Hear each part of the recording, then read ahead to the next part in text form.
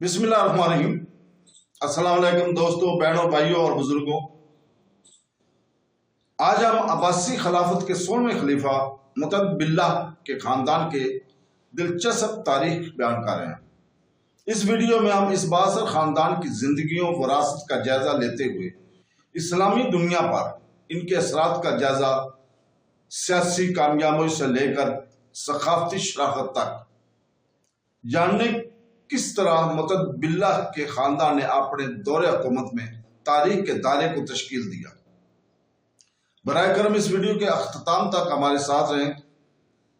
دوران ہم ان کی تاریخی شخصیات کی کہانیاں اور ان کے دیرپا اثر و رسوخ سے پردہ اٹھائیں گے۔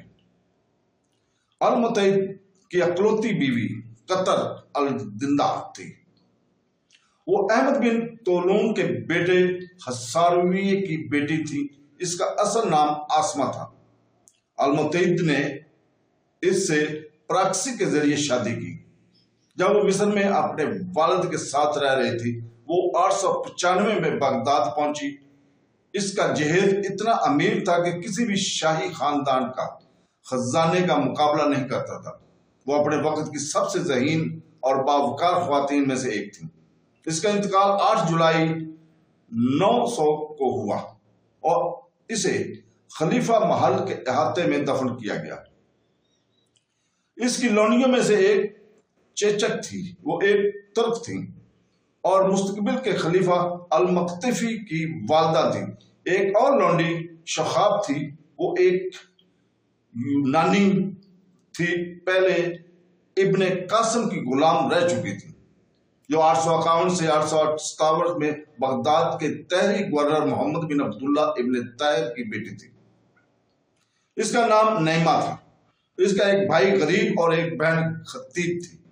اس کے المقتید کے دوسرے بیٹے المقددر کو جنم دیا۔ ایک اور لونڈی فتح تھی، وہ المقتید کے تیسرے بیٹے مستقبل کے خلیفہ القاہر کی والدہ تھی۔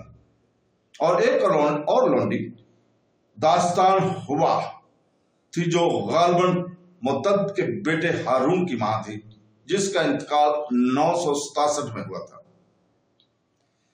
بیٹی کا نام مامونہ تھا، جس کا انتقال 921 میں ہوا تھا۔ تو دوستو، کل ہم انشاءاللہ تعالی اسی وقت ہمیں ان کی وفات اور میراث ابو العباس احمد بن طلحہ الموافق متعد باللہ خلافت عباسیہ کے 16ویں خلیفے کا بیان کریں گے۔ تو ہمارے ساتھ رہیں۔ اللہ تعالی ہمیں قرآن پڑھنے، تفسیر پڑھنے، اس کی سمجھنے اور اس کے اوپر عمل کرنے کی توفیق عطا فرمائے۔ آمین ثم آمین۔ اللہ حافظ۔